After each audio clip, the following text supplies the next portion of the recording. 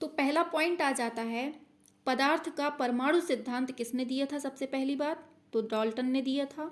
इनके अनुसार क्या है कि पदार्थ जो होता है वो छोटे छोटे अविभाज्य कणों से मिलकर बनता है, जिसे हम क्या कहते हैं? परमाणु। ठीक है, याद रखिएगा। तो परमाणु सिद्धांत किसने दिया था? डाल्टन ने दिया था। इन्होंने क्या कहा था? पदार्थ छोटे छोटे अविभाज्य कणों से मिलकर बना होता है, जिन्हें हम क्या कहते हैं? परमाणु कहते हैं। ठीक है, फिर आता है नेक्स्ट पॉइंट, दो न्यूट्रॉनों के बीच आकर्षण बल कितने होते हैं? कैसे होते हैं? ये एक गुरुत्वीय बल होता है और एक नाभिकीय बल होता है। ठीक है, तो दो न्यूट्रॉनों के बीच में जो आकर्षण बल होता है वो एक गुरुत्वीय बल होता है, दूसरा नाभिकीय बल होता है। ठीक है, फिर चलते हैं आगे। नेक्स्ट आता है, इलेक्ट्रॉन एक ऋण आवेशित कण होता है। कैसा होता है इलेक्ट्रॉन? ये ऋणावेशित कण होता है और इसकी खोज किसने की थी? थॉमसन ने की थी। ठीक है, ये इलेक्ट्रॉन की बात हो गई। फिर आता है प्रोटॉन की। तो प्रोटॉन क्या होता है? ये धनावेशित होता है। क्या होता है? धनावेशित होता है और इसकी खोज किसने की थी? इसकी खोज रदरफोर्ड ने की थी। ठीक है, इलेक्ट्रॉन हो गया, प्रोटॉन हो गया। ऐसे ही आता है एक न्यूट्रॉन। न्यूट्रॉन जो होता है इसमें कोई भी आवेश नहीं होता है, ना ये धनावेशित होता है ना ये ऋण आवेशित होता है। तो क्या होता है ये उदासीन होता है। इसकी खोज किसने की थी? तो इसकी खोज की थी चैडविक ने। किसने? चैडविक ने। ठीक है, फिर नेक्स्ट पॉइंट पर बढ़ते हैं।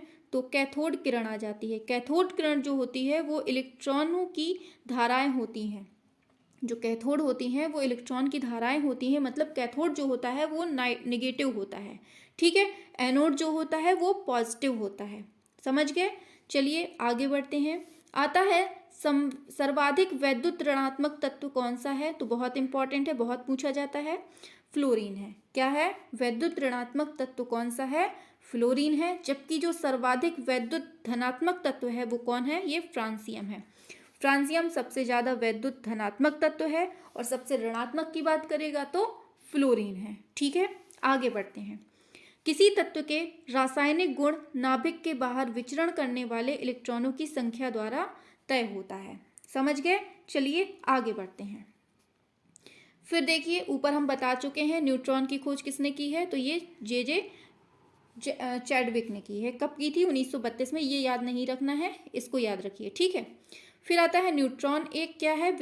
उदासीन कण है। कैसा है न्यूट्रॉन? उदासीन कण है, ऊपर बता चुके हैं।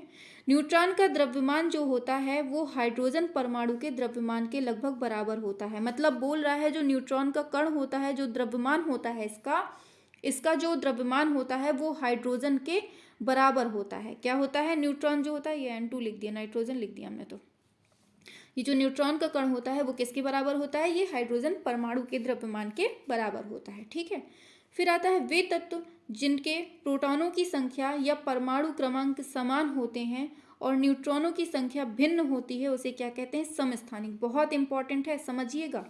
जिनके प्रोटॉनों की संख्या या फिर परमाणु क्रमांक समान होते हैं और न्यूट्रॉन भिन्न होते हैं, मतलब कुल मिलाकर समस्थानिक में ये होता है कि न्यूट्रॉन की संख्या जो होती है वो भिन्न होती है। ठीक है, न्यूट्रॉन की संख्या जिसमें भिन्न हो जाए वो समस्थानिक हो जाता है।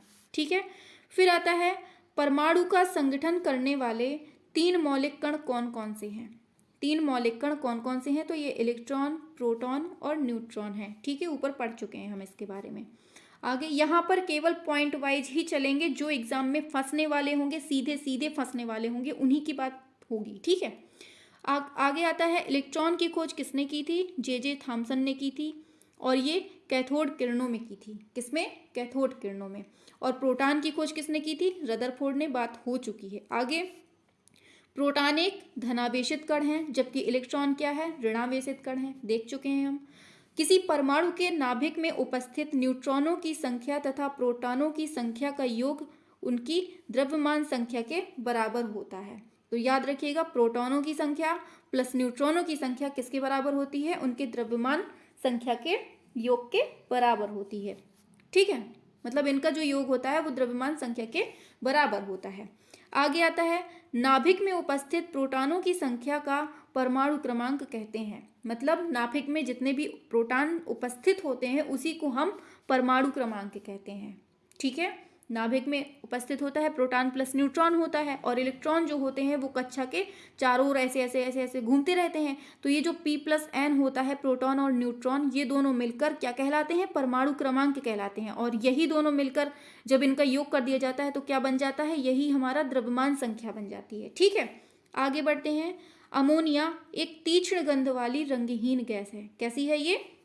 रंगहीन गैस है। तो पूछा जाता है कि अमोनिया कैसी गैस है? तो ये एक रंगहीन मतलब गैस है, और ये जल में अति विलेय होती है। ठीक है, तो जल में अति विलेय होती है। चलिए आगे बढ़ते हैं। अमोनियम हाइड्रोक्साइड अमोनिया का जलीय विलयन है जो कि क्षारीय होता है। क्या होता है? अमोनियम हाइड्रोक्साइड जो होता है वो क्या होता है? क्षारीय होता है। यह लाल लिटमस पेपर को नीला कर देता है। तो क्या कर देता है? लाल लिटमस को नीला कर देता है। कौन? Ammonium hydroxide. ये कैसा है? ये क्षारीय होता है।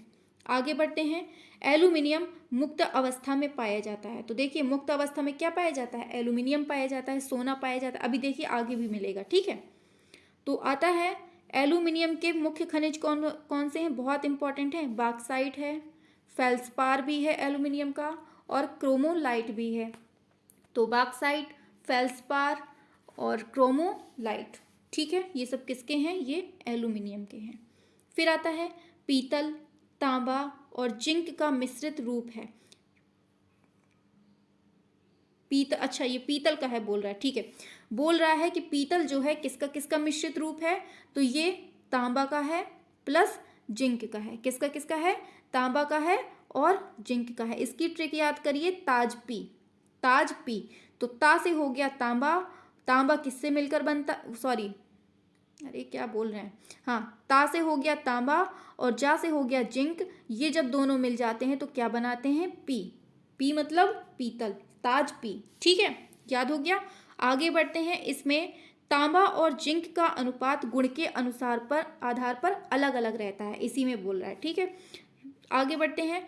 तांबा मुक्त तथा संयुक्त दोनों अवस्था में होता है। याद रखिएगा, एल्यूमिनियम जो है ये मुक्त अवस्था में होता है, लेकिन जो तांबा है ये मुक्त में भी होता है और ये संयुक्त दोनों अवस्था में हो जाता है।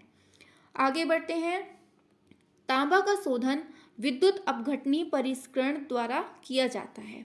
फिर है हीलियम का गलनांक सबसे कम होता है। बहुत इंपॉर्टेंट है, किसका गलनांक सबसे कम होता है? तो हीलियम का गलनांक जो है वो सबसे कम होता है। ठीक है, आगे बढ़ते हैं। मरकरी, जिसे हम पारा बोलते हैं, अन्य धातुओं के साथ क्रिया करके क्या बनाती है? ये धातु अमलगम बनाती है। तो क्वेश्चन आता है कि धातु अमलगम किसका किसका मिश्रित रूप होता है? तो पारा के साथ अगर हम किसी धातु को क्रिया करा देंगे तो क्या बन जाता है? धातु अमलगम बन जाता है। ठीक है, चलिए आगे बढ़ते हैं। देखिए, फास्ट चलेंगे, स्लो नहीं चलेंगे, और जितना पढ़ेंगे बिल्कुल सॉलिड पढ़ेंगे, एग्जाम में फंसने वाला होगा। आता है जंग लोहे के संक्षारण में। क्या बोल रहा है? जंग लोहे के संक्षारण में अहम भूमिका निभाता है। ऐसा जल जिसमें नमक उपस्थित रहता है उससे, जैसे समुद्र जल में, लोहे में शीघ्र जंग लग जाती है। तो देखिए क्या बोल रहा है, जंग लोहे के संक्षारण में अहम भूमिका निभाता है। ऐसा जल जिसमें नमक सबसे ज़्यादा उपस्थित होता है, वो जैसे लोहे में अगर वो लग जाए तो पता है बहुत जल्दी जंग पकड़ लेता है, यही बोल रहा है। ठीक है, आगे बढ़ते हैं। लोहे में जंग लगना एक कैसी प्रक्रिया है? ये एक रासायनिक प्रक्रिया है। लोहे पर जंग लगने से लोहे का भार बढ़ जाता है। बहुत पूछा जाता है, लोहे में अगर जंग लग गया तो क्या होता है? उसके भार में परिवर्तन बढ़ जाता है। आगे बढ़ते हैं। सोने की शुद्धता किससे नापते हैं? कैरेट से नापते हैं। फिर आता है 24 कैरेट का सोना सबसे शुद्ध सोना होता है। ठीक है, 24 कैरेट का सोना जो होता है वो शुद्ध सोना होता है। फिर आता है 18 कैरेट सोने में शुद्ध स्वर्ण का प्रतिशत कैसे निकालते हैं? तो देखिए कैसे, देखिए ये क्वेश्चन जो है शायद पिछले किसी एग्जाम में पूछा गया है। ऐसे क्वेश्चन बहुत पूछे जाते हैं। ठीक है, तो ये याद रखिएगा कि जितने कैरेट का सोना बोला जाता है उसमें बटे 24 का भाग दे देते हैं, क्योंकि 24 का शुद्ध सोना होता है। ठीक है, 18 कैरेट में पूछा है, 18 ऊपर रख लिया, होता कितना है? टोटल 24 होता है। अब परसेंटेज निकालना है तो गुणे का 100 कर दीजिए। बस इसको जब सॉल्व करेंगे तो क्या आ जाएगा? 75 आंसर आ जाएगा। ठीक है, तो अगर शुद्ध सोने का प्रतिशत निकालना है, अगर जैसे 18 कैरेट की जगह कोई भी कैरेट दे दे, जैसे 20 कैरेट दे दे तो 20/24 गुणे 100 कर देंगे। ठीक है, ऐसे करके निकाल सकते हैं हम शुद्ध सोने का प्रतिशत। ठीक है, चलिए आगे बढ़ते हैं। लोहे की चादर पर जस्ते की परत चढ़ाना यसद लेपन मतलब गैल्वेनाइजेशन कहलाता है। तो पूछा जाता है गैल्वेनाइजेशन क्या होता है, तो लोहे की जब चादर पर हम जस्ते की परत चढ़ा देते हैं तो उसको हम गैल्वेनाइजेशन कहते हैं। ठीक है, और जिंक की परत पर चढ़े लोहे को गैल्वेनीकृत लोहा कहते हैं। ठीक है, जिंक की परत जब हम चढ़ा देते हैं उसे ही जस्ता बोलते हैं, तो फिर उसको क्या कहते हैं, उस लोहे को गैल्वेनीकृत लोहा कहते हैं। समझ के आगे बढ़ते हैं। कांच कैसा है, ये एक अक्रिस्टलीय ठोस पदार्थ है। कांच कैसा है, ये अक्रिस्टलीय ठोस पदार्थ है। फिर आगे बढ़ते हैं।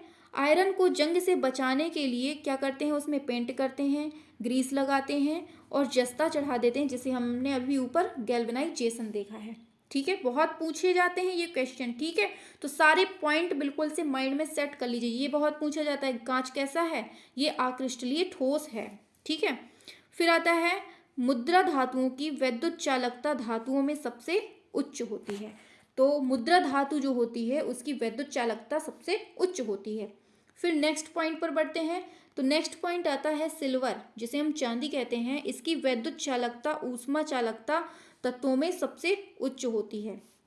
ठीक है, बहुत ये वाला क्वेश्चन बहुत पूछा जाता है। चांदी की जो वैद्युत चालकता होती है और ऊष्मा चालकता, दोनों वैद्युत हो या फिर ऊष्मा हो, दम से इसमें उच्च होती है। ठीक है, फिर आता है वैद्युत चालकता का क्रम क्या है, तो चांदी में सबसे ज्यादा होती है। ये क्रम याद कर लीजिए, बहुत पूछा जाता है। देखिए, ये यूपी टेट हो, सुपर टेट हो, पैट परीक्षा हो, यूपीएसआई हो, जिसमें जिसमें साइंस पूछी जाती है उसके लिए रामबाण सीरीज है। बार बार बोल रहे हैं, बहुत इंपॉर्टेंट सीरीज है। बिल्कुल इन क्वेश्चंस को छोड़िएगा मत। ठीक है, जितने पॉइंट बनते हैं सारे के सारे आपको इस क्लास में मिल जाएंगे। ठीक है, पूरी एक वीडियो होगी और कंप्लीट केमिस्ट्री पूरी कंप्लीट हो जाएगी। ठीक है, इसी तरह हम फिजिक्स की बनाएंगे, इसी की तरह हम बायो की बनाएंगे। ठीक है, तो पूरी कंप्लीट आपको मिल जाएगी एक एक वीडियो में तीनों। ठीक है, तो चलिए आज ये कंप्लीट करते हैं। पहला होता है चांदी, फिर होता है तांबा, फिर एल्यूमिनियम आता है, फिर इस्पात आता है। तो पहले चांदी, फिर तांबा, फिर आता है एल्यूमिनियम, इस्पात। ठीक है, इसकी एक ट्रिक है, मैं आपको बता देती हूँ। चत एई क्या है, चत एई। तो चा है चांदी, ता है तांबा, ए है एल्यूमिनियम, ई है इस्पात। ठीक है, फिर आता है कांसा, किससे बनता है, टिन और तांबा से मिलकर बनता है। तो कांसा किससे बनता है, टिन और तांबा से। तो इसको कैसे याद रखना है, काटना। कैसे याद रखना है, एक सेकेंड, हाँ, कातना। तो का से हो गया कांसा, ता से हो गया, सॉरी, काटता है, सॉरी हम उल्टा बोल गए हैं, काटना नहीं, काटता। इसको याद रखना है, काटता से। का से हो गया कांसा, टा से हो गया टिन, ता से हो गया तांबा। तो कांसा किससे बनता है, तो तांबा और टिन से। ठीक है, समझ गए होंगे। आगे बढ़ते हैं। कांसे का उपयोग किसमें होता है, ये बर्तन या मूर्तियां बनाने में। आगे स्टील में लगभग 98% आयरन होता है और 1 से 1.5% कार्बन होता है। बहुत पूछा जाता है स्टील किस किस से मिलकर बनता है, तो ये आयरन और कार्बन से मिलकर। आयरन की मात्रा कितनी होती है, 98%, और लगभग 1 से 1.5% जो होती है वो कार्बन होती है। फिर आता है लोहे का सबसे शुद्ध वाणिज्यिक रूप क्या होता है, ये पिटवा लोहा होता है। जो पिटवा लोहा होता है वो सबसे शुद्ध लोहा होता है। ठीक है, यहाँ तक समझ गए होंगे। आगे बढ़ते हैं। फिर आता है पिटवा लोहा, लोहे का सबसे शुद्ध रूप है। इसमें कार्बन की मात्रा स्टील से भी कम होती है। इसमें जो कार्बन की मात्रा होती है ना, बहुत बिल्कुल जीरो, मतलब जीरो तो नहीं कहेंगे, लेकिन जीरो से थोड़ी सी ज़्यादा होती है। ठीक है, फिर आता है कोयले की गुणवत्ता का निर्धारण उसमें निहित कार्बन के अनुपात पर करते हैं। जितनी उसमें कार्बन ज़्यादा होगी उतना ही अच्छा कोयला होगा। ठीक है, लिग्नाइट को क्या कहते हैं, भूरा कोयला कहते हैं। विद्युत चुंबक के रूप में लोहा, स्टील, निकेल, कोबाल्ट, इन सब का प्रयोग करते हैं। तो विद्युत चुंबक में किसका, लोहा, स्टील, निकेल, कोबाल्ट, इन सब का प्रयोग करते हैं। फिर आता है तांबा का प्रयोग विद्युत चुंबक के रूप में नहीं किया जा सकता है। बहुत इंपॉर्टेंट है, बहुत इंपॉर्टेंट। तांबा का प्रयोग जो है वो विद्युत चुंबक के रूप में नहीं किया जाता है, ठीक है। और किसके रूप में किया जाता है ये हमने देख लिया है। आगे बढ़ते हैं। पोर्टलैंड सीमेंट में जिप्सम मिलाने से सीमेंट की उत्कृष्टता बढ़ जाती है, ठीक है, मतलब उसमें दृढ़ता आ जाती है, ठीक है। तो जिप्सम को अगर हम सीमेंट में मिला देंगे तो उससे जो होती है सीमेंट में दृढ़ता आ जाती है, ठीक है। आगे आता है सीमेंट की खोज किसने की थी? जोसेफ एस्पिडिन ने की थी। कब की थी ये नहीं पढ़ना। सीमेंट का रंग ब्रिटिश तट पर पोर्टलैंड के द्वीप पर उत्खनित पत्थर के समान होने के कारण उन्होंने इसका नाम क्या दिया है? पोर्टलैंड सीमेंट दिया है। क्या दिया है नाम? पोर्टलैंड सीमेंट दिया है, ठीक है।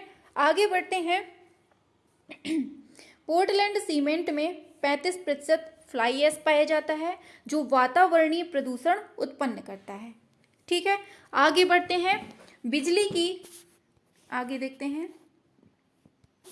आगे आता है बिजली की इस्त्री में अभ्रक के ऊपर नाइक्रोम का तार लिपटा हुआ रहता है। तो देखिए जो बिजली की जो ये होते हैं इस्त्री, इसमें अभ्रक के ऊपर नाइक्रोम का तार लिपटा होता है। बहुत पूछा जाता है, ठीक है।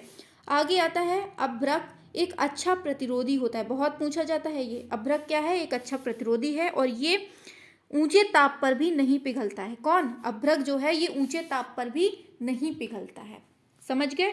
आगे आता है जब नाइक्रोम के तार में धारा प्रवाहित की जाती है तो वह गर्म हो जाती है जिससे आवरण भी गर्म हो जाता है जो कपड़े को प्रेस कर देता है। समझे? क्या बोल रहा है? नाइक्रोम के तार में जब धारा प्रवाहित की जाती है तो वह गर्म हो जाता है जिससे आवरण भी गर्म हो जाता है जो कपड़े को प्रेस कर देता है, ठीक है। तो प्रेस में जो लगा होता है तार वो कौन सा होता है? वो नाइक्रोम का तार होता है, ठीक है। आगे बढ़ते हैं। ये बहुत पूछा जाता है एक्वारेजिया, बिल्कुल से रट लीजिए। एक्वारेजिया किससे किससे मिलकर बनता है? हाइड्रोक्लोरिक अम्ल और HNO3 नाइट्रिक अम्ल, ठीक है। तो नाइट्रिक अम्ल और हाइड्रोक्लोरिक अम्ल मिलकर क्या बनता है? ये एक्वारेजिया बनता है, ठीक है। आगे बढ़ते हैं। ग्रेफाइट को पेंसिल बनाने में प्रयुक्त किया जाता है। यह कार्बन का अपर रूप होता है, इंपॉर्टेंट है। आगे अग्निशमन वस्त्र जो है वो किससे बनते हैं? ये एस्बेस्टास से बनते हैं। जो अग्निशमन यंत्र बनता है वो किससे बनता है? एस्बेस्टास से, ठीक है। आगे स्वर्ण एक्वारेजिया में घुल जाता है। जो सोना होता है वो किस में घुल जाता है? ये एक्वारेजिया में। और किससे किससे बनता है ये एक्वारेजिया? हाइड्रोक्लोरिक अम्ल प्लस नाइट्रिक अम्ल। याद रखिएगा, बहुत इंपॉर्टेंट है। फिर आता है चांदी, तांबा, एल्यूमिनियम, इस्पात, स्वर्ण। ऐसी धातुएं हैं जो प्रकृति में सदैव मुक्त अवस्था में पाई जाती हैं। कैसे पाई जाती हैं? मुक्त अवस्था में। आगे आता है टांका, जिसे हम सोल्डर कहते हैं। ये किससे किससे बनता है? तो ये सीसा और टिन से मिलकर बनता है। क्या? सोल्डर। इसको याद करने की ट्रिक क्या है? आपके घर पे सीसा लगा है, आप गए घूमते घूमते घूमते घूमते गए, सीसा में भिड़ गए, तो क्या हुआ? टन्न बोला सीसा। सीसा कैसे बोला? टन्न बोला। तो क्या हुआ? सीसा टंगा था, सीसा लगा था, वहां पर गए और हम जैसे ही गए उसमें हम भिड़ गए, तो क्या हुआ? टन्न बोला, ठीक है, टन्न बोला।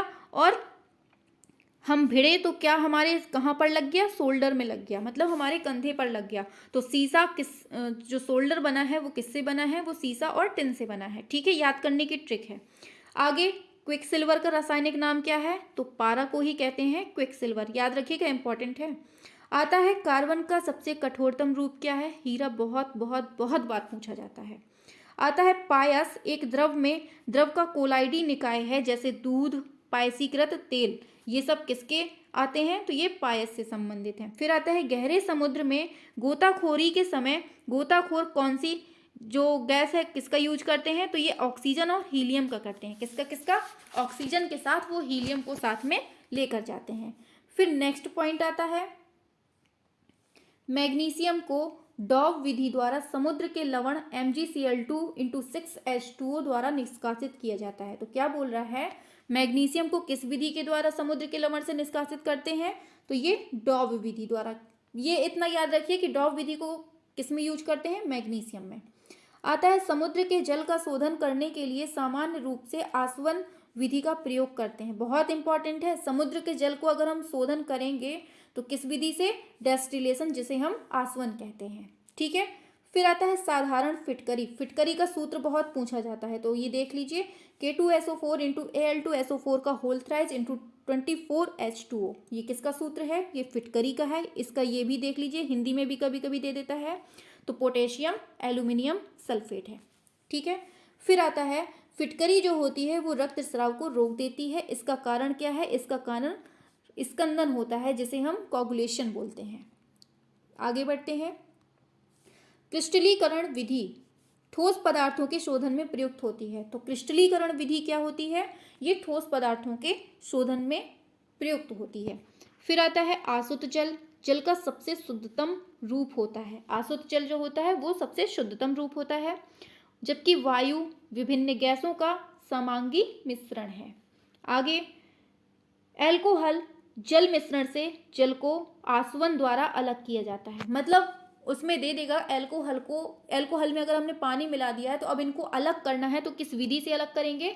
तो ये इसी विधि से, किससे? आसवन विधि से।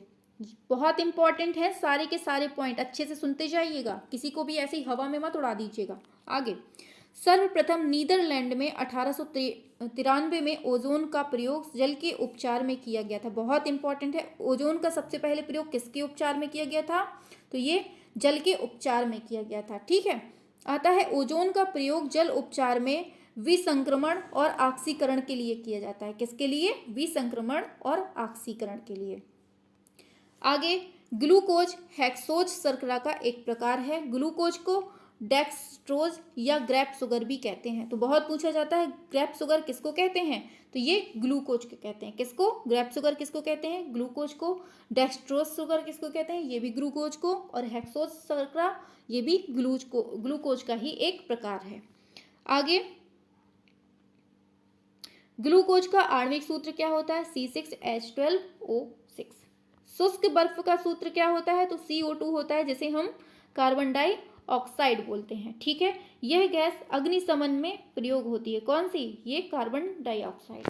ठीक है। अभी हमने ऊपर पढ़ा है अग्निशमन यंत्र के बारे में, कुछ पढ़ा है ना अभी? करिए फास्ट कमेंट, क्या पढ़ा था? आगे आता है, जिस जल में साबुन घुलने पर झाग देता है उसे क्या कहते हैं? मृदु जल। जिसमें झाग देता है मृदु जल, तथा जिसमें साबुन नहीं घुलता है अथवा झाग नहीं देता है उसे कठोर जल कहते हैं। आगे, आग को बुझाने के लिए कार्बन डाइऑक्साइड गैस का प्रयोग किया जाता है। यह जलने में सहायक नहीं होती है। यह जलने में सहायक नहीं होती है। और जलने में सहायक कौन होती है? ऑक्सीजन गैस जो होती है वो जलने में सहायक होती है, जबकि कार्बन डाइऑक्साइड गैस जो है वो जलने में सहायक नहीं होती, इसीलिए आग बुझाने के लिए इसका यूज होता है। आगे, रासायनिक दृष्टि से चूने के पानी को कैल्शियम हाइड्रोक्साइड कहते हैं। चूने के पानी को क्या कहते हैं? कैल्शियम हाइड्रोक्साइड, जिसका सूत्र क्या होता है? CaOH। देखिए, जो चूने का सूत्र होता है वो होता है CaO। ठीक है, CaO होता है। अब अगर हमें चूने का पानी बनाना है तो इसी में अगर हम पानी मिला देंगे H2O, तो ये क्या बन जाएगा? ये दोनों मिलकर क्या बन जाएगा? ये बन जाएगा। क्या बन जाएगा? ये CaOH का होल ट्वाइज। इसी को हम चूने का पानी बोल देते हैं। ठीक है, समझ गए? आगे बढ़ते हैं। वनस्पति तेलों को आगे ऐसे करके देख लेते हैं। हाँ, आता है, वनस्पति तेलों को हाइड्रोजन गैस के साथ निकिल की उपस्थिति में संतृप्त वसाओं के परिवर्तित किया जाता है। इस क्रिया को क्या कहते हैं? हाइड्रोजनीकरण। इतना नहीं आएगा एग्जाम में। आगे, जिन ग्लिसराइडों का गलनांक 20 डिग्री सेल्सियस से कम होता है वो तेल कहलाते हैं। बहुत इंपॉर्टेंट है, अच्छे से समझिएगा। जिनका गलनांक 20 डिग्री सेल्सियस से कम होगा वो क्या होंगे? तेल कहलाएंगे। और जिनका गलनांक 20 डिग्री सेल्सियस से ऊपर होता है वो क्या कहलाते हैं? वसा। तो देखिए, बहुत अच्छे से समझिए, 20 डिग्री सेल्सियस से जो कम होंगे वो तेल होंगे, 20 डिग्री सेल्सियस से जो ज़्यादा होंगे वो वसा कहलाएंगे। ठीक है। आगे, रासायनिक दृष्टि से ब्लीचिंग पाउडर का सूत्र क्या होता है? बहुत पूछा जाता है। CaOCl2 होता है। तो ब्लीचिंग पाउडर का सूत्र क्या होता है? CaOCl2 होता है। और कैल्शियम हाइपोक्लोराइड इसी को कहते हैं। ठीक है, इसी को हम विरंजक चूर्ण भी बोलते हैं, ब्लीचिंग पाउडर को। ठीक है, आगे बढ़ते हैं। ब्लीचिंग पाउडर का प्रयोग क्लोरोफॉर्म तथा क्लोरीन गैस बनाने में किया जाता है। किसमें? क्लोरोफॉर्म और क्लोरीन गैस बनाने में करते हैं। फिर क्षारीय मिट्टी में जिप्सम का प्रयोग करके उसमें फसल उगाने में उपयुक्त किया जाता है। जिप्सम का प्रयोग किसमें? क्षारीय मिट्टी में अगर हम मिला देते हैं तो उससे फसल उगने का प्रावधान हो जाता है। फिर आता है किसी भी ईंधन की गुणवत्ता की माप उसकी ऑक्टेन संख्या से की जाती है। ईंधन की अगर गुणवत्ता निकालनी है तो किससे? ऑक्टेन संख्या से। बहुत बार पूछा गया है, इंपॉर्टेंट है, याद रखिएगा। आता है एलपीजी किसका किसका मिश्रण है? तो ये ब्यूटेन का है और प्रोपेन का है। किसका किसका है? ब्यूटेन और प्रोपेन का है। और एलपीजी के मुख्य अवयव कौन से हैं? ये ब्यूटेन और आइसोब्यूटेन, ये इसके क्या हैं? अवयव हैं। ठीक है, समझ गए होंगे। आगे बढ़ते हैं। प्राकृतिक गैस में मीथेन गैस होती है जो अपेक्षाकृत हल्की होती है। पाइप्ड प्राकृतिक गैस का मुख्यतः प्रयोग क्या होता है? भोजन बनाने के लिए तथा घरों में प्रयुक्त होने वाले गीजरों में प्रयुक्त होता है। ठीक है, तो पाइप्ड नेचुरल गैस का उपयोग कहाँ होता है? खाना बनाने में और गीजरों में। रॉकेट में ईंधन के रूप में क्या होता है? हाइड्रोजन और द्रव ऑक्सीजन का प्रयोग किया जाता है। किसका किसका? हाइड्रोजन का और ऑक्सीजन का। फिर नेक्स्ट पॉइंट आता है, पेट्रोल से लगी आग को बुझाने में जल प्रभावी नहीं होता है। पेट्रोल से जब आग लग जाती है तो जल प्रभावी नहीं होता है, क्योंकि जल और पेट्रोल एक दूसरे में आमिश्रणीय है। ठीक है, पेट्रोल ऊपरी परत बनाता है और अतः जलता जाता है। ठीक है, पेट्रोल से लगी आग को बुझाने के लिए किसका? फोम प्रकार के अभिशामक का प्रयोग करते हैं। तो किसका? किस तरह के अभिशामक का? तो ये फोम प्रकार के अभिशामक का प्रयोग करते हैं जब पेट्रोल से आग लग जाती है। फिर आता है रेयान को कृत्रिम शुल्क कहते हैं। क्या कहते हैं? रेयान को कृत्रिम शुल्क कहते हैं। और रेयान एक पॉलीसैकेराइड है। रेयान क्या है? एक पॉलीसैकेराइड है। ठीक है, फिर नेक्स्ट पॉइंट आता है, पॉलीथीन एक पॉलीमर है जिसे बहुलक कहते हैं, जिसका मोनोमर क्या होता है? एथिलीन। बहुत पूछा जाता है। ठीक है, एथिलीन होता है और सूत्र क्या है? CH2 double bond CH2। फिर है बहुलक या पॉलीमर बहुत अधिक अणु मात्रा वाला कार्बनिक यौगिक होता है। क्या? पॉलीमर जो होते हैं ये अणु मतलब बहुत सारे अणु मात्रा वाले कार्बनिक यौगिक होते हैं। ठीक है, इनमें श्रृंखला बनती ही चली जाती है। आगे, व्यापारिक वैसलीन पेट्रोलियम द्वारा निकाला जाता है। जो वैसलीन होती है वो किसके द्वारा निकलती है? ये पेट्रोलियम से निकलती है।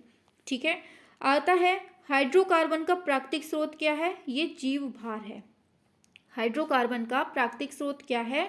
ये जीव भार है। ठीक है, आगे आता है टेरिलीन न्यूनतम ज्वलनशील रेशा फाइबर है। क्या है? टेरिलीन जो है वो न्यूनतम ज्वलनशील रेशा फाइबर है। आगे, वाणिज्य में कृत्रिम रेशा को क्या कहते हैं? टेरिलीन कहते हैं। टेरिलीन क्या है? ये कृत्रिम रेशा है और ये न्यूनतम ज्वलनशील रेशा है, मतलब इसमें आग नहीं पकड़ती है, न्यूनतम ज्वलनशील है। आगे बहुत इंपॉर्टेंट है, 6 अगस्त 1945 को अमेरिकी वायुसेना ने जापान के हिरोशिमा पर परमाणु बम लिटिल बॉय गिराया था। ठीक है, आगे, चॉकलेट स्वास्थ्य के लिए हानिकारक हो सकते हैं क्योंकि उसमें कैडमियम और लेड की मात्रा अधिक होती है। तो चॉकलेट खाने वालों ध्यान दीजिए, क्या क्या होता है उसमें? कैडमियम और सीसा। आगे, नाभिकीय ऊर्जा ऐसी ऊर्जा है जो प्रत्येक परमाणु में अंतर्निहित होती है। ठीक है, सभी मौजूदा नाभिकीय ऊर्जा संयंत्रों में विखंडन का प्रयोग होता है। विखंडन का प्रयोग किसमें? नाभिकीय ऊर्जा में। हाँ, परमाणु रिएक्टरों में प्रयुक्त ईंधन क्या होता है? ये यूरेनियम होता है। आगे बढ़ते हैं, परमाणु रिएक्टर के अंदर यूरेनियम परमाणु नियंत्रित श्रृंखला अभिक्रिया द्वारा विखंडित होते हैं। बहुत पूछा जाता है, नियंत्रित श्रृंखला अभिक्रिया द्वारा विखंडन किसके द्वारा होता है? तो ये यूरेनियम परमाणु के द्वारा। ठीक है, आगे, मंदक के रूप में न्यूट्रॉनों की गति को मंद करता है। जो मंदक होता है वो न्यूट्रॉनों की गति को मंद कर देता है। भारी जल क्या है? ये ग्रेफाइट, मतलब भारी जल, ग्रेफाइट या कैडमियम की छड़ों का प्रयोग जो है वो मंदक के रूप में करते हैं। किसका? तो भारी जल, ग्रेफाइट और कैडमियम का प्रयोग जो है ये मंदक के रूप में करते हैं। और मंदक क्या करता है? ये न्यूट्रॉनों की गति को मंद कर देता है। भारी जल को सर्वोत्तम मंदक कहते हैं। तो भारी जल जो होता है उसको हम क्या कहते हैं? सर्वोत्तम मंदक कहते हैं। आगे बढ़ते हैं, प्राकृतिक रेडियो एक्टिवता की खोज 1896 में फ्रांसीसी इसने किसने, बैकरल ने की थी, इतना याद रखना है। रेडियो एक्टिविटी की खोज किसने की थी, बैकरल ने की थी, बस केवल इतना याद रखना है, ठीक है। आगे, सूर्य में ऊर्जा का निरंतर जो सृजन होता है वो नाभिकीय संलयन न्यूक्लियर फ्यूजन के द्वारा होता है, ये याद रखिएगा, इंपॉर्टेंट है। हाइड्रोजन बम की जो विकसित किया था वो किसने किया था, टेलर ने किया था। किसने, हाइड्रोजन बम को जो विकसित किया था किसने, एडवर्ड टेलर ने। आगे, कार्बन 14 का प्रयोग पुरातत्वीय महत्व की अति प्राचीन वस्तुओं की तिथि निर्धारण करने के लिए होता है, ठीक है। जैसे पहाड़ों की उम्र निकालनी है तो C14 से निकाल देंगे, ये सब मतलब C14 से होता है, ठीक है। आता है, दिया सलाई की नोक में लाल फास्फोरस होता है। क्या होता है, लाल फास्फोरस होता है, बहुत इंपॉर्टेंट है। आगे आता है, मुख्य रूप से 3 प्रकार के उर्वरक होते हैं, नाइट्रोजन, फास्फेट, पोटास। इनका जो क्रम होता है ये देखिए मैंने लगा दिया है, 4 2 1 होता है, ठीक है। ये एक्चुअली क्या है, ये मैं पहले एक बार खुद से पढ़ चुकी हूँ, तो इसमें सारे कुछ टिक लगे हैं और सारे के सारे इंपॉर्टेंट है, इसलिए मैंने अलग से भी कुछ जो मुझे आता था पहले से वो मैं लिख देती थी जब मैं पढ़ती थी, ठीक है। तो आता है, पोटास उर्वरक पोटेशियम से प्राप्त होता है। प्लास्टर ऑफ पेरिस, जिसे हम क्या कहते हैं, POP कहते हैं, इसका उपयोग शल्य चिकित्सा में, प्लास्टर करने में और सांचे और मॉडल बनाने में, मूर्तियां एवं खिलौने इत्यादि बनाने में किया जाता है, ठीक है। बहुत इंपॉर्टेंट है, सारे के सारे पॉइंट बिल्कुल से रटने वाले पॉइंट हैं, सारे के सारे रट लीजिए, इतने से ही पेपर बन जाएगा। और PT जो अभी कुछ टाइम बाद लगा हुआ है, PT का एग्ज़ाम, उसके लिए ये जो मटेरियल है वो पर्याप्त है, इतने से बाहर मुझे नहीं लगता कि कहीं जाएगा, ठीक है। तो बस पढ़ते रहिए। pH पैमाने में कितने अंक होते हैं, 0 से 14 अंक होते हैं। जिस विलयन का मान 7 से कम होता है वो अम्ल होता है, जैसे नींबू का रस, तथा जिसका मान 7 से अधिक होता है उसे क्षार कहते हैं। ऊपर करके देख लेते हैं, ठीक है, उसका मान क्षार होता है। आगे, ऑक्सीजन एक दहन पोषक गैस है, दहन के लिए ऑक्सीजन गैस आवश्यक है, और आग बुझाने के लिए ऊपर अभी पढ़ा है कार्बन डाइऑक्साइड। फिर आता है, सोडियम कार्बोनेट को धावन सोडा या वाशिंग सोडा कहते हैं। क्या, धावन सोडा या फिर वाशिंग सोडा किसको कहते हैं, सोडियम कार्बोनेट को, Na2CO3 को। अब इसी से एक ट्रिक बना लीजिए, जब धावन सोडा को जब हम मतलब बाथरूम में जब हम जब हम बाथरूम में बर्तन धुलते हैं तो उसको हम क्या कहते हैं, जिससे मतलब धुलते हैं, तो वो वाशिंग सोडा हो जाता है, Na2CO3, ठीक है। जब हम बाथरूम में रहते हैं, जब हम वहीं पर जाके किचन में पहुंच जाते हैं तो बाई वाला काम करने लगते हैं ना, बाई वाला हो जाता है ना, बाई खाना बनाती है, तो बस किचन में अगर इसी में बाई लगा दें, सोडियम बाई कार्बोनेट लगा दें, तो वो हो जाता है किचन वाला सोडा, मतलब खाने का सोडा हो जाता है, ठीक है। धावन सोडा में कोई बाई नहीं होती है क्योंकि हम खुद के कपड़े धुलते हैं, लेकिन किचन में काम वाली बाई आती है, इसलिए उसमें बाई लग जाता है, सोडियम बाई कार्बोनेट, जिसका सूत्र होता है, अभी नीचे पढ़ेंगे, ठीक है। इसका सूत्र क्या होता है, Na2CO3। आता है धावन सोडा Na2CO3 इन 10H2O, ये याद रखिएगा, ये बहुत पूछा जाता है, बहुत कंफ्यूज करता है।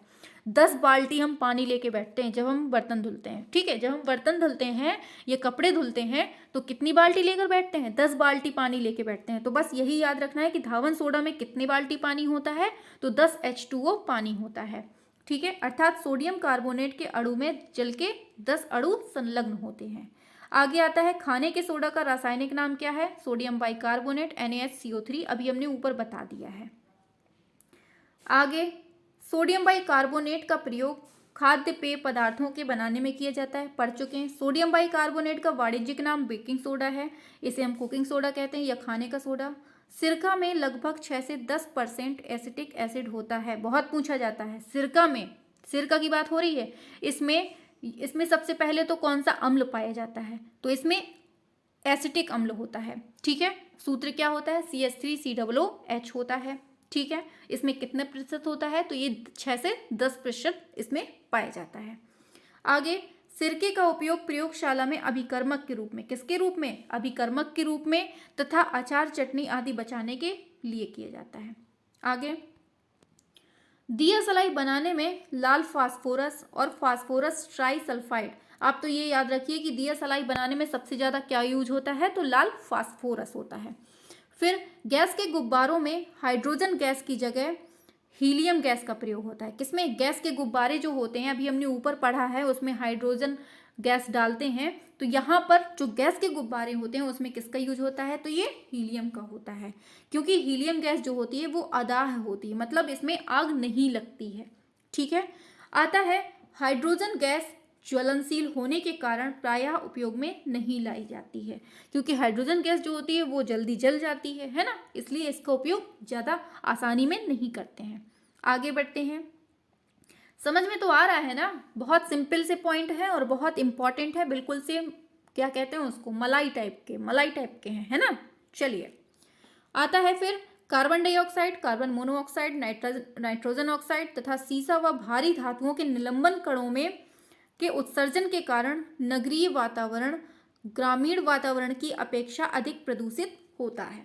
ठीक है, आगे आता है हाइड्रोजन सल्फाइड H2S एक रंगहीन गैस है। क्या है, रंगहीन गैस है। अभी हमने ऊपर पढ़ा था कौन सी, अमोनिया के बारे में, पढ़ा था ना, तो अमोनिया भी रंगहीन गैस थी जिसे सड़े अंडे जैसी गंध आती है। ठीक है, आता है फिर वर्ष 1847 में सिम्पसन ने क्लोरोफॉर्म का निश्चयता पूछा जाता है।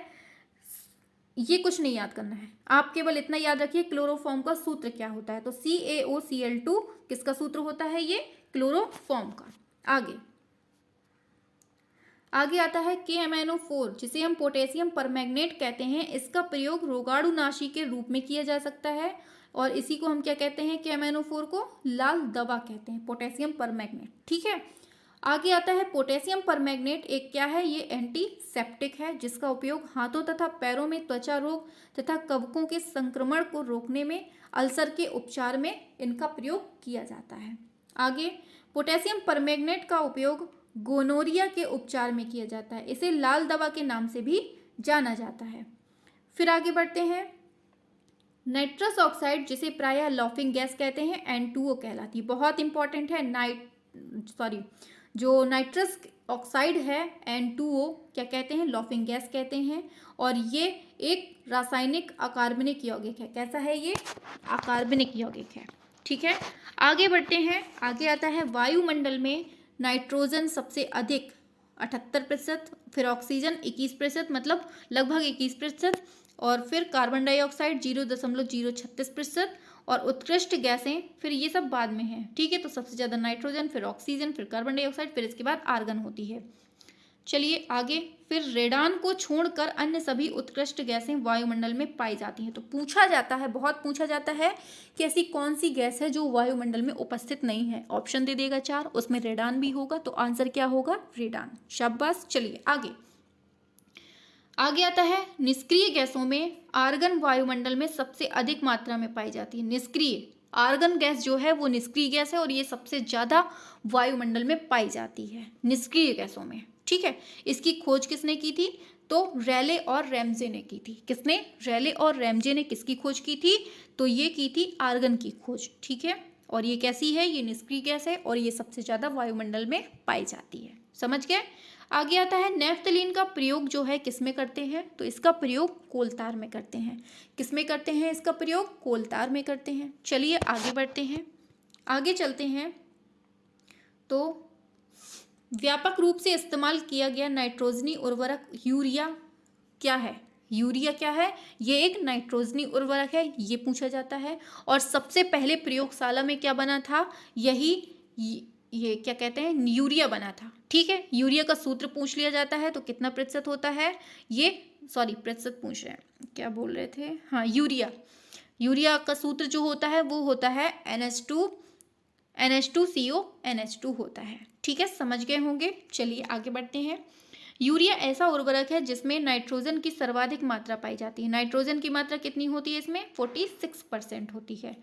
आता है स्वचालित वाहनों वाले नगर की वायु को सीसा प्रदूषित करता है। तो देखिए, जो ये मोटरसाइकिल है और ये बाइक वगैरह जो भी होता है, आजकल हम साधन देख रहे हैं, बाइक है, कार है और ट्रक वगैरह है, ये सब जहाँ जहाँ पेट्रोल का यूज़ होता है तो उसमें पता है पेट्रोल में सबसे ज़्यादा मात्रा में सीसा पाया जाता है और ये वायु प्रदूषण दम से करता है, बहुत भयानक वायु प्रदूषण करता है। इसीलिए पता है इसकी जगह पर कुछ और करने को प्रावधान किया गया है, कुछ गवर्नमेंट ने किया है। तो आप बस इतना याद रखिए, स्वचालित वाहनों में जो पाया जाता है सीसा, लेड ये वायु प्रदूषण बहुत भयानक करता है। फिर आता है वसा के साथ कास्टिक सोडा को उबाल कर साबुन तैयार करते हैं।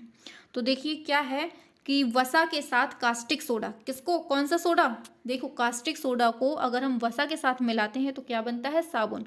तो क्वेश्चन दे देगा कि साबुन तैयार किया जाता है, नीचे दे देगा वसा प्लस NaOH। देखिए कास्टिक सोडा का सूत्र क्या होता है, ये लिख लीजिए, NaOH होता है, ठीक है। बोल देगा वसा प्लस NaOH, तेल प्लस NaOH, घी प्लस NaOH, कुछ भी दे देगा ऐसे उल्टा पुल्टा, तो आपको याद रखना है। NaOH सूत्र वाले यौगिक का नाम क्या है, यही है कास्टिक सोडा, जिसे हम सोडियम हाइड्रोक्साइड भी बोलते हैं। आगे प्लास्टर ऑफ पेरिस को जल से क्रिया कराने पर यह ऊष्मा उत्पन्न करता है और वह शीघ्रता से जिप्सम में बदल जाता है, बदलकर जम जाता है। अम्लीय वर्षा में सल्फ्यूरिक अम्ल और नाइट्रिक अम्ल पाया जाता है। वृक्षों से प्राप्त प्राकृतिक रबड़ का बुनियादी रासायनिक निर्माण ब्लॉक आइसोप्रीन होता है, बहुत इंपॉर्टेंट है आइसोप्रीन, ठीक है। फिर आता है किडनी स्टोन, जो कि पथरी होती है, वो कैसी होती है, किसकी बनी होती है, कैल्शियम ऑक्सीलेट, जिसका सूत्र होता है CaC2O4, इंपॉर्टेंट है। ऊन तंतु का विकल्प क्या है, ये नायलॉन 6 है। आगे किसी मृदा का pH मूल्य उस विशेष मृदा में अम्ल अंश को मापित करता है कि उसमें कितनी मात्रा में अम्ल है। कपड़े से स्याही और जंग के धब्बों को मिटाने के लिए किसका प्रयोग करते हैं, ये ऑक्सैलिक अम्ल का प्रयोग करते हैं, बहुत इंपॉर्टेंट है। कार्बन और हाइड्रोजन दो ऐसे तत्व हैं जिसमें बहुत बड़ी संख्या में यौगिक तैयार किए जाते हैं, कि कौन कौन, कार्बन और हाइड्रोजन। आगे जानवरों के गोबर अपशिष्ट को बायोगैस प्लांट के लिए मुख्यतः कच्चा पदार्थ माना जाता है। क्या मानते हैं इसको हम, कच्चा पदार्थ।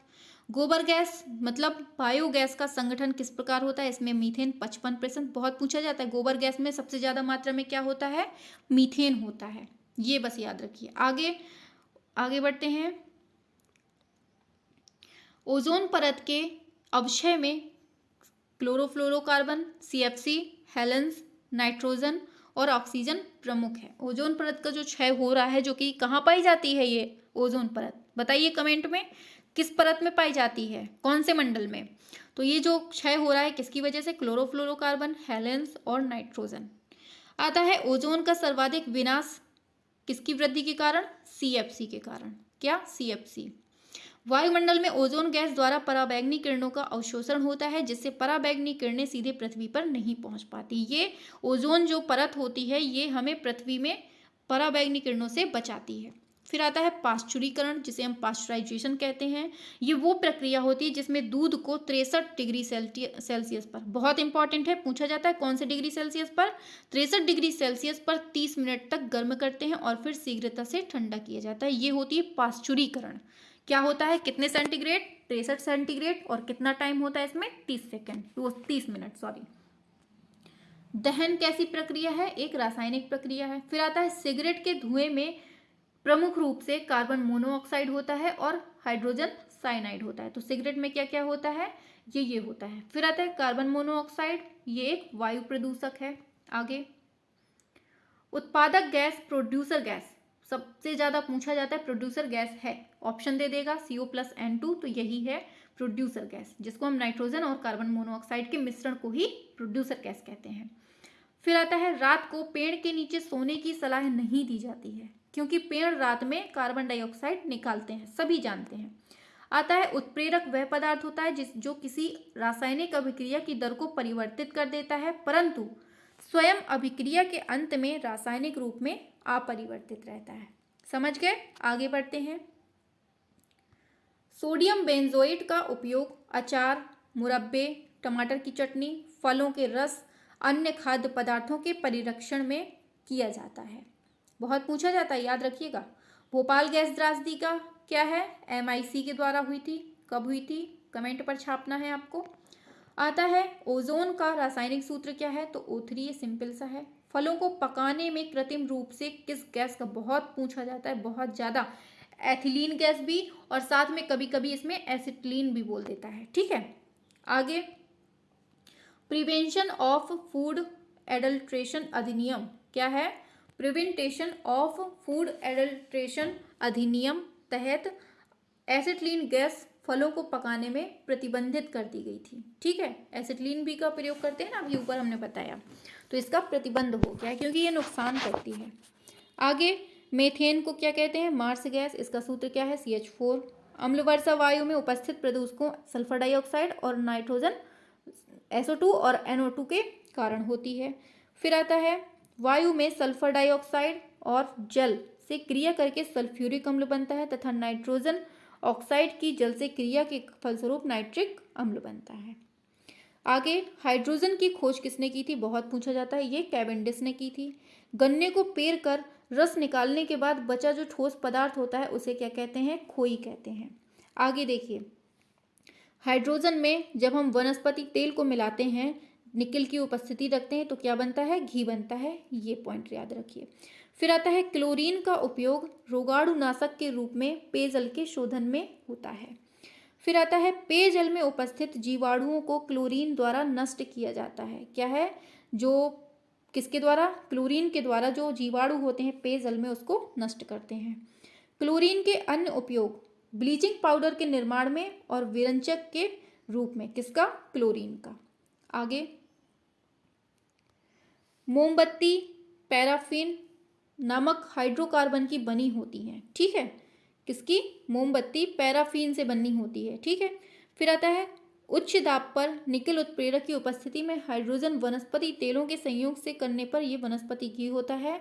इस प्रक्रिया को हाइड्रोजनीकरण कहते हैं। ऊपर हम देख चुके हैं, अभी हमने ये बना था ना, हमने दिखाया था आपको, ये जो है ना, ये भी हमने बताया ना, वही चीज़ लिखी है नीचे। आगे बढ़ते हैं। चूहों के विष का रासायनिक नाम क्या होता है? ये जिंक फास्फाइड होता है। ये पूछा जाता है एग्जाम में, ऐसे ही हंसी खेल के लिए नहीं लिखे हैं सारे। ठीक है। भीड़ को तितर बितर करने में पुलिस द्वारा इस्तेमाल की जाने वाली जो अश्रु गैस होती है वो कौन सी होती है? तो ये क्लोरोपिक्रन कहते हैं इसको। जो अश्रु गैस का गोला छोड़ा जाता है इसको क्या कहते हैं? क्लोरोपिक्रन कहते हैं। इसका सूत्र क्या होता है? CCl3 और NO2। CCl3NO2। बोन एस में कैल्शियम ऑक्साइड और फास्फोरस पेंटॉक्साइड होता है। CaO और FO5 ये किस में होता है? ये बोन एस में। फिर कैल्शियम उपास्थि तथा हड्डियों के निर्माण और संपोषण में आवश्यक तत्व होते हैं। न चिपकने वाला खाना बनाने के बर्तन कैसे होते हैं? ये टेफ्लॉन के बने होते हैं। बहुत पूछा जाता है, याद रखिएगा। अब देखिए यहाँ से रासायनिक सूत्र पूछे जाते हैं, ये बहुत इंपॉर्टेंट है, आप लोग बहुत अच्छे से पढ़ लीजिए। ठीक है। साधारण नमक का सूत्र क्या होता है? NaCl, जिसे हम सोडियम क्लोराइड बोलते हैं। Baking soda NaHCO3 sodium bicarbonate, अभी हम पढ़ चुके हैं ऊपर, है ना। धावन सोडा क्या होता है? सोडियम कार्बोनेट Na2CO3, कितनी बाल्टी? 10 H2O। कास्टिक सोडा ये NaOH होता है, सोडियम हाइड्रोक्साइड। फिर आता है चिली साल्ट पीटर, इसको सोडियम नाइट्रेट कहते हैं, NaNO3 चिली साल्ट पीटर। ठीक है।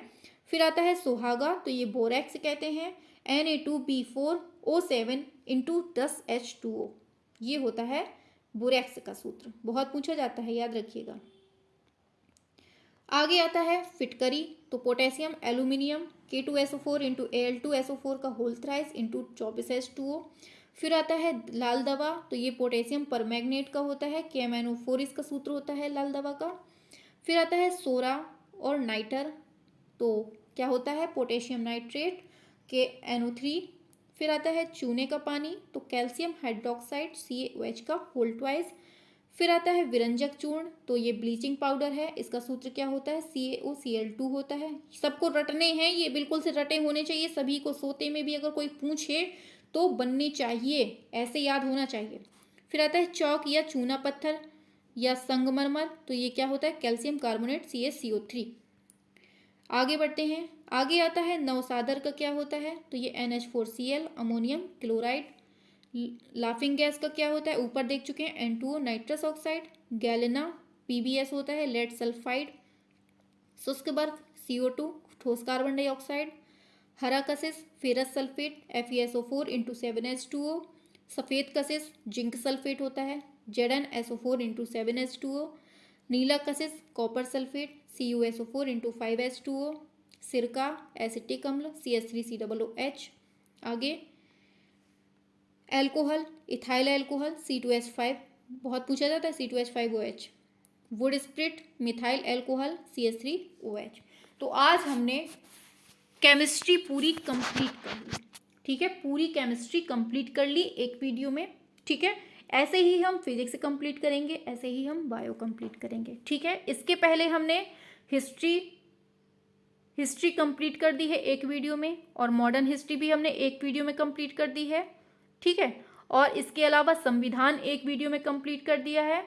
अगर आपने नहीं देखा है तो आप उसको देख लीजिए, मैं नीचे डिस्क्रिप्शन बॉक्स पर लिंक शेयर कर दूंगी उसकी। ठीक है, तो आप वहां से जाकर आराम से देख लीजिए, और कोई समस्या नहीं होगी, मुझे पता है, क्योंकि मैंने बिल्कुल से छठे क्वेश्चन जो सीधे सीधे एग्जाम में पूछे जाते हैं उन्हीं को इनमें इंक्लूड किया है। ठीक है, तो चलिए फिर मिलते हैं नेक्स्ट क्लास में फिजिक्स या फिर बायो लेकर। ठीक है, चलिए बाय बाय।